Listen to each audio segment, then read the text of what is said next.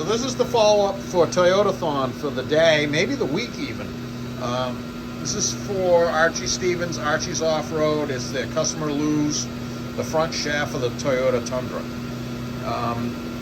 When I pre-ran it just to get a baseline of where we're at, it was pretty busy at the slip yoke end, and so I started looking into it, and it had one of the things I do frequently. I didn't do it on the other ones because it wasn't necessary, but this one here, I was going to change U-joints anyway. I decided, I felt they had a minimal amount of notchiness to them, and one I could kind of feel some end play in, and I couldn't explain why, because they're zero clearance U-joints. We'll talk about that in a second. So obviously I sandblasted. I removed all the factory weights, and cleaned the slip yoke out. It's packed with red grease. The slip yoke was dry, like I figured it would be. It's not damaged, but it didn't have any real amount of lubrication in it. They're very sparse when they put them things together at the factory. She's got plenty of it's got good quality red grease in it now for its lifetime. And I didn't put a grease fit in it. I thought better of that, and I'll explain that in a second. But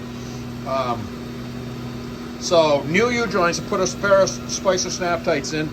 These were starting to get brunelled. This little shadowy line right there, and that before long that becomes a notch. And so new U-joints both ends, like I said, not screwing around.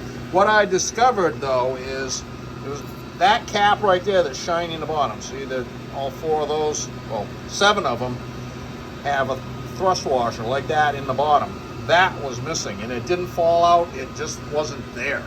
So that contributed to it being non-concentric, because that is a zero clearance U-joint, and the trunnion there is pressed up against the nylon spacer in the bottom of the cap, and that's what makes them work as good as they do. Well, if it's not there, it's got end play. So that's a problem eliminated. New snap tights. The slip yoke's full of good red grease. I didn't put a grease fitting in it because this thing is hypersensitive, and when I got to balancing it and getting it tuned up, it showed its hand that's the way it was. And I said this was a sneaky one at the beginning, and it didn't disappoint. I like a mind, it made me work for it. So, and the reason it's in the balancing machine, when I run into these sneaky ones, I can run this balancing machine go in both directions. It'll spin clockwise and counterclockwise.